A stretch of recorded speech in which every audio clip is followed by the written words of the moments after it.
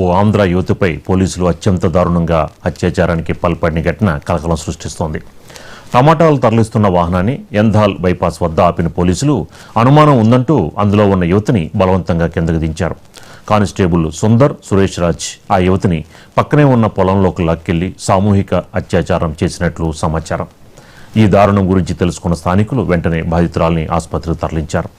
ఈ ఘటనపై కేసు నమోదు చేసుకున్న అధికారులు నిందితులపై కఠిన చర్యలు తీసుకునేందుకు సిద్ధమవుతున్నారు. ఈ దారుణంపై తమిళనాడులో తీవ్ర ఆగ్రహవేశాలు వ్యక్తమవుతున్నాయి.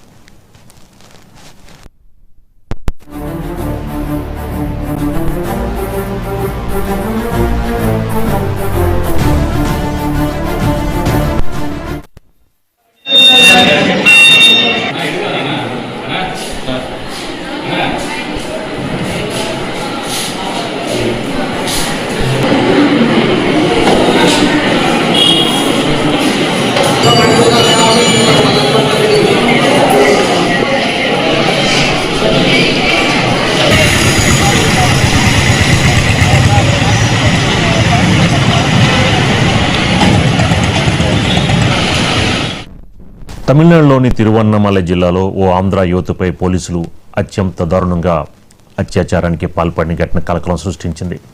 టమాటాలు తరలిస్తున్న వాహనాన్ని ఎంధాల్ బైపాస్ వద్ద ఆపిన పోలీసులు అనుమానం ఉందంటూ అందులో ఉన్న యువతిని బలవంతంగా కిందకు దించారు.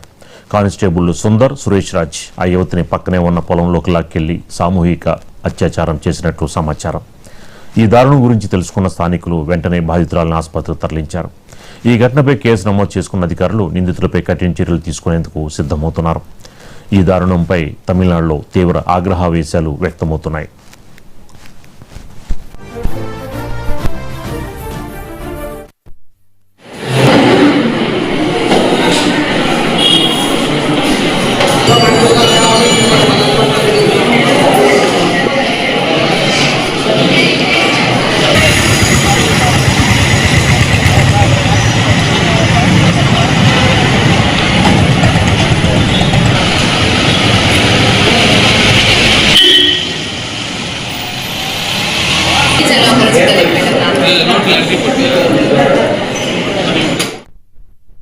తమిళనాడులోని తిరువన్నమలై జిల్లాలో ఓ ఆంధ్ర యువతిపై పోలీసులు అత్యంత దారుణంగా అత్యాచారానికి పాల్పడిన ఘటన కలకలం సృష్టిస్తోంది.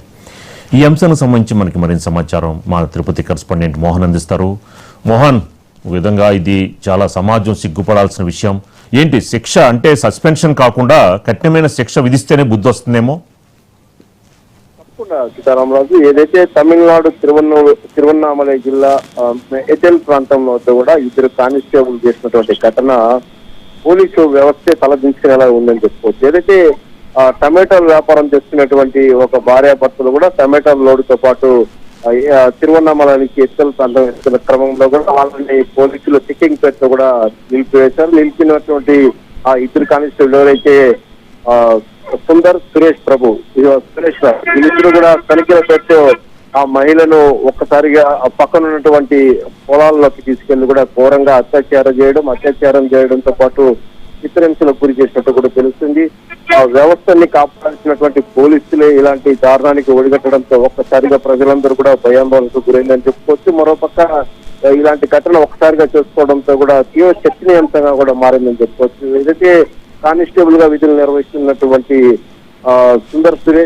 సుందర్ అదేవిధంగా సురేష్ రాజ్ వీళ్ళిద్దరూ కూడా ఒక్కసారిగా మహిళను లోపల తీసుకెళ్లి అత్యాచారానికి తర్వాత విడిచిపెట్టారు. ఒక్కసారిగా ఈ ఘటన బయటకు రావడంతో కూడా ఇప్పుడు చర్చనీయాంశంగా మారింది. మరోపక్క గాయపడినటువంటి మహిళల్ని కూడా తీసుకెళ్లి హాస్పిటల్లో చికిత్స అందేందుకు కూడా స్థానికులు కాపాడారని చెప్పుకోవచ్చు. ఈ ప్రస్తుతం ఏదైతే ఇద్దరు కానిస్టేబుల్ చేతిలో అఘాత్యానికి పాల్పడినటువంటి మహిళకు కూడా ప్రభుత్వ ఆసుపత్రుల్లో చికిత్స కూడా అందిస్తున్నారని తెలుస్తుంది. మరోపక్క ఇద్దరు కానిస్టేబుల్ కూడా ఇప్పటికే కేసు నమోదు చేసి విచారణ కూడా చేపట్టి తెలుస్తుంది.